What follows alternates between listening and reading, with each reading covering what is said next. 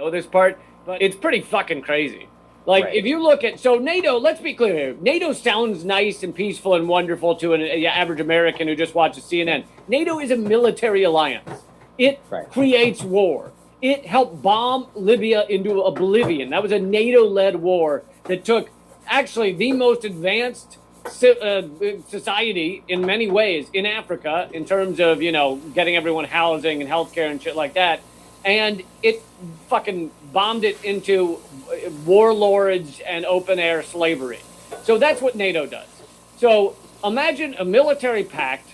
You see where, and for those of you listening on the podcast, you can go watch this at rockfin.com/Graham Elward if you want to see the full thing, or you can Google a chart of NATO.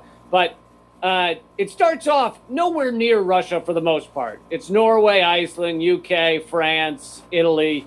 Sorry, not Italy, but a few countries. It's Denmark. It's not that large. And they give a promise, and those documents have now been revealed, a promise to Russia that it will go no further than that. And then in 1949, it gave this promise? Yeah, at the initial, the start of, I believe, at the start of the NATO, they gave this promise to Russia. So then in 52, you have a couple more join on. Then in 55 to 90, you have Germany add in, you have Spain, Portugal is in there.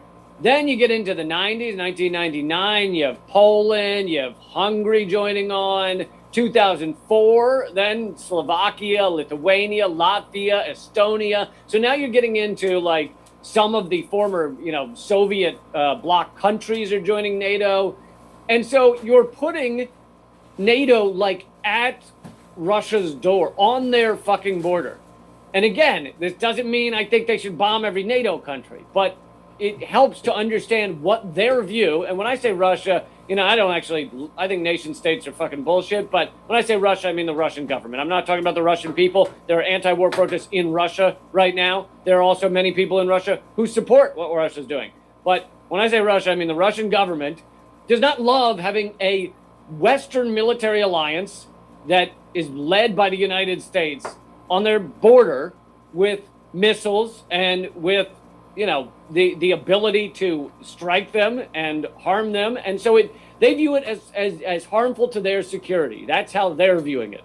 Which is how we would view it, Lee, if the Russians were in Canada, you know, and if they started in Iceland and Greenland and then moved into northern Canada and now they're on the border just across from Montana, we would not be happy with this at all. Yeah. And this is, I think it's 17 countries maybe that are now in NATO. And imagine if the U.S. was surrounded by 17 countries that all had a military pact to basically wage war against the United States. I think we might respond not pleasantly, I would say. Yeah. So then you have 2017, a few more add in. Then you have a membership action plan, which means these countries